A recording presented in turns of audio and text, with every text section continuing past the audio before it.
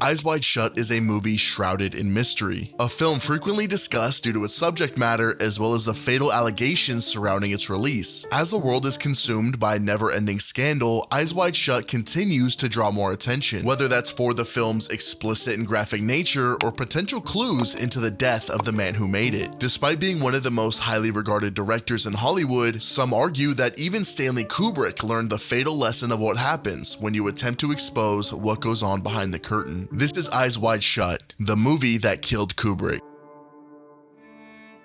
Stanley Kubrick was coming fresh off his last two projects, The Shining and Full Metal Jacket. At the peak of his career, Kubrick unknowingly began working on his final film, Eyes Wide Shut. Released in 1999, the film is, in typical Kubrick fashion, an adaptation, this time of Dream Story, originally published in 1926. Both stories follow a married doctor, destabilized by his wife's sexual confession. That turmoil leads him on a perilous, night-long journey that culminates in a secret, mass sexual ritual, one that blurs the line between reality and dreams themselves. So what could have Kubrick added to this story that would have led to his murder? The answer to this question is difficult because the film alone reveals only half the answer. The shooting process for Eyes Wide Shut was notoriously secretive. Both Tom Cruise and Nicole Kidman were forbidden from sharing notes all throughout the filming process. Stanley Kubrick often worked with the actors individually in order to further divide them. At the end of a take, you'd say, okay, Sidney, come here. I'd come and I'd sit down.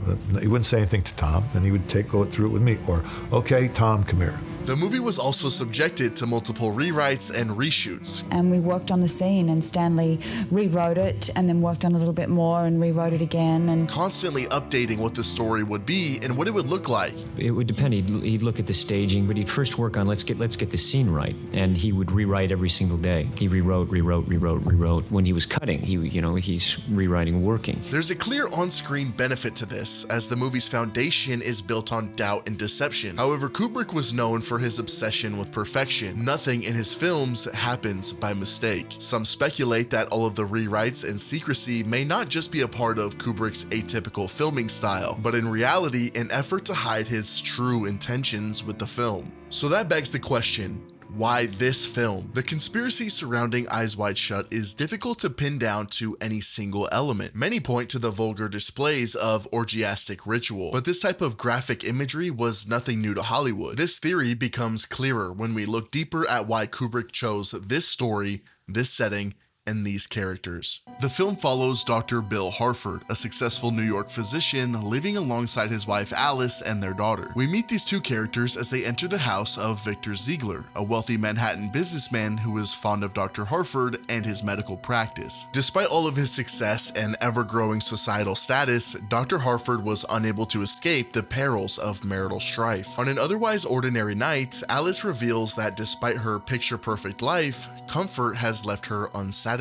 She recounts a moment when she was willing to throw everything away for a chance to spend the night with a naval officer she encountered while on vacation. This confession by Alice ignites a series of religious and spiritual themes that form the foundation of the film's deeper meaning. Religion, and a more specifically traditionally Christian belief, permeates throughout the film and almost becomes a character within itself. The Christmas party celebrating the Nativity of Christ that opens up the film signifies beginnings, a symbolic rebirth into a new world for Dr. Harford. Now, Alice finds herself in confession, spurred by resentment due to her husband's indifference. Taking things for granted, Bill did. Took her for granted, took his family for granted, his life for granted. It's just a little too smug, and she just goes, bang! This revelation sends Dr. Harford spiraling. He receives a call and leaves home to console the daughter of a recently deceased patient, forced to wrestle with the insecurity and humiliation planted by his wife's venomous words. After his business concludes, he strolls the illuminated Manhattan streets, only to be solicited by a young escort. Entering her home in a desperate attempt to reclaim his wounded masculinity, Bill enters a state of sin. His anger and pride have led him onto the brink of adultery, putting his family in jeopardy. Kubrick illustrates this moment perfectly through a subtle inversion: the Christmas tree inside her apartment. Nice tree. This detail stands out because of its cold, distorted presentation, a perversion of a sacred symbol. Eyes Wide Shut uses inversion and perversion as a primary motif. On one side, you have a joyful, festive world full of people going on about their lives, but on the other, you have a dark underbelly of abuse, scandal, and pure evil. Just as Bill's encounter with the escort is an inversion of love, so too is the imagery surrounding it. Bill is unable to follow through with the escort's services and departs her house.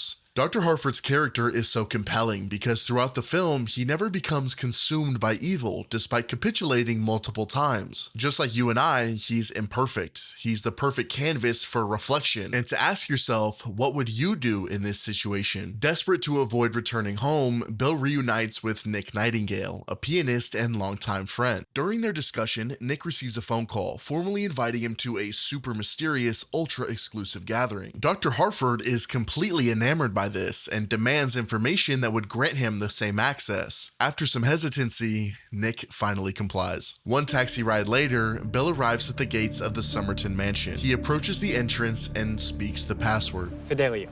Thank you, sir.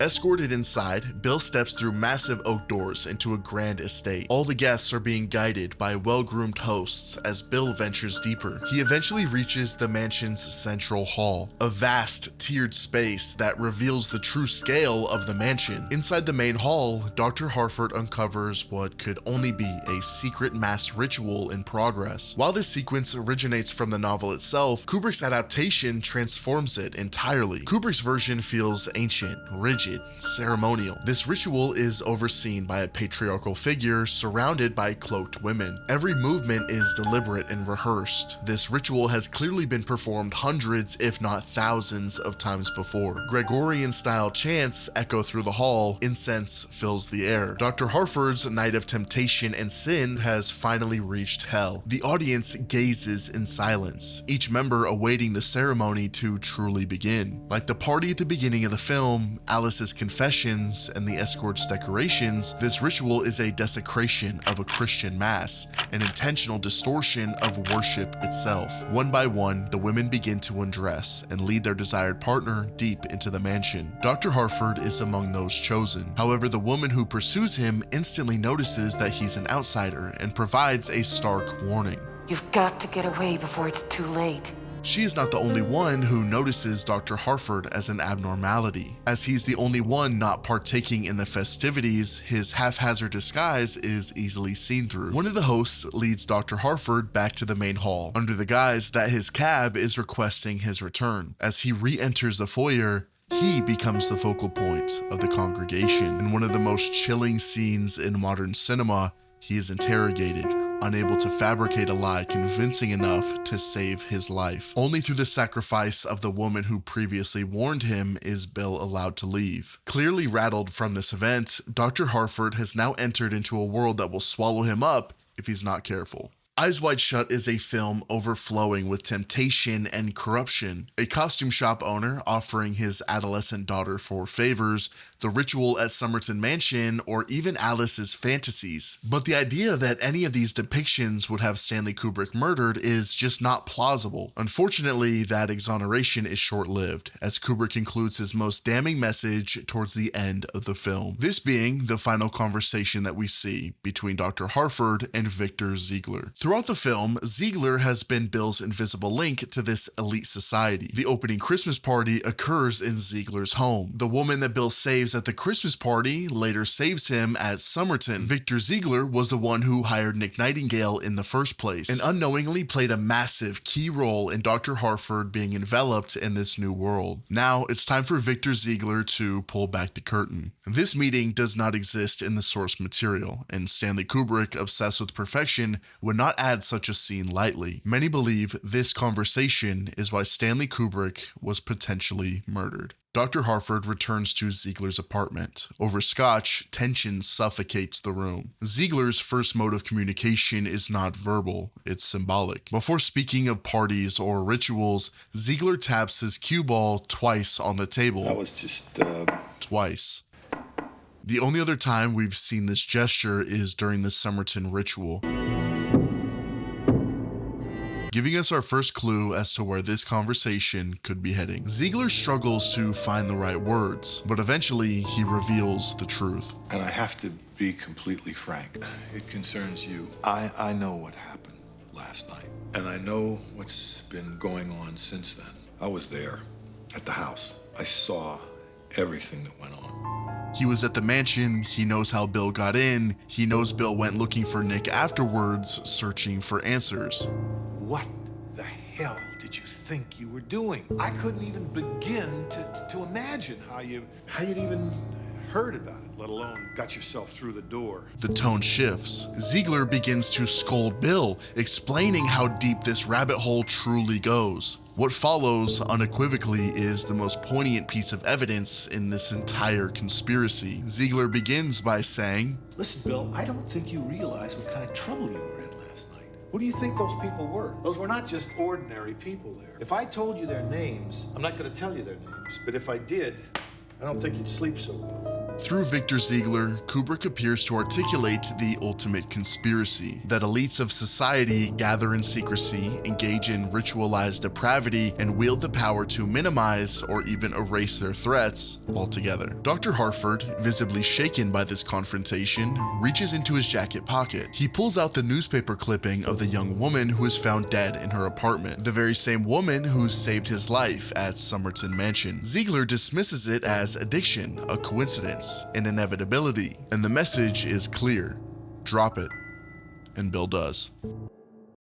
Stanley Kubrick, through the story of Eyes Wide Shut, the journey of Dr. Harford, and the confession delivered by Victor Ziegler, tells the story of how the wealthiest elites of society come together to perform satanic rituals, engage in orgiastic sessions of depravity, and use their power and resources to silence anyone who seeks to oppose them. Now the question is, could Stanley Kubrick have fallen victim to the very system he was trying to expose? On March 2nd, 1999, Stanley Kubrick conducted a private screening of Eyes Wide Shut. This screening included multiple key figures, namely Tom Cruise, Nicole Kidman, and various Warner Bros. Executives. At the time, those executives may have included Terry Semel, who was serving as chairman and CEO, and Robert A. Daly, co-chairman alongside Semel. The only thing that's confirmed is that the film was shown to a small group of unconfirmed individuals. But something happened once the movie ended. Episode 2240 of the Joe Rogan Experience featured Quentin Tarantino and Roger Avery, two of the most prolific figures in Hollywood and individuals who most certainly understood the culture and inner workings of the industry. During the podcast, in a segment lasting less than 5 minutes,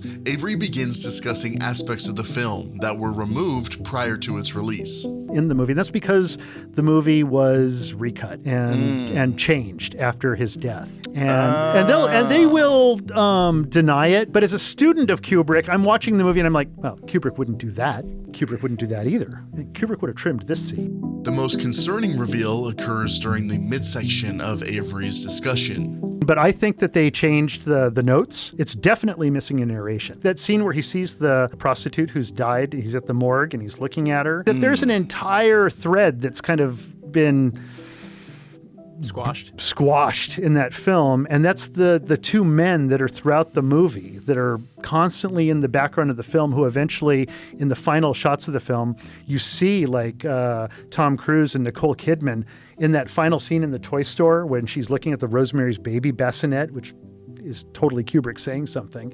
And they never take their eyes off their daughter until the moment they take their eyes off and the final line of the movie is coming up. You see those two guys walking off with the daughter. They're taking her away. They've given their daughter to the pedo cult. That's what's happened at the end of the movie. And towards the end, Roger Avery references that very same final screening prior to Stanley Kubrick's death. People who were outside, this is all secondhand, by the way. There were people who were outside of the theater who could hear inside of the theater Kubrick yelling at all the executives and saying, "It's my movie, you can't cut it. You can't fucking cut my film, blah, blah, blah, blah." Big argument going on. Then he dies like 4 days later. However, this is all just a conspiracy. Probably. The world today, as we know it, is filled with scandal, depravity, and the ever-present uncertainty that things truly are what they seem. Could Stanley Kubrick have attempted to tell us something in his final days? That's for you to decide. Whether he was murdered or not is something I fear we may never truly know, or at least not for a very long time. If I were to make a counter argument or simply a different perspective for the sake of adding something to the conversation, it would be this. Stanley Kubrick was very old. He lived a beautiful life doing what he loved and doing it in a way that he wanted. He spent decades holding on to this idea for a film, one he viewed as his personal magnum opus. After the film's creation and the inevitable need for edits from Warner Brothers, perhaps he simply could not handle it. There is a chance that Stanley Kubrick wasn't murdered for attempting to uncover an ancient satanic cult, but instead, and perhaps even more tragically, Stanley Kubrick died of a broken heart. He sat on this film, allowing it to fester and evolve for decades. Upon completing the masterpiece he so desperately wanted to make, he may have realized he would not be able to see it fully come to fruition, despite yearning for it for so long. To me, that is even more devastating than any conspiracy theory currently circulating. A man tortured by his artistry, stifled at the end of his career over something as procedural as an MPAA rating. Stanley Kubrick will always remain in the pantheon of great directors. Despite his final work not being everything he may have hoped for, he achieved something far greater than he ever could have imagined. Legend. His name, his films, and his untimely death will be discussed for as long as cinema continues to exist. And if Stanley Kubrick was anything like they say he was, then I'm sure his soul is at peace.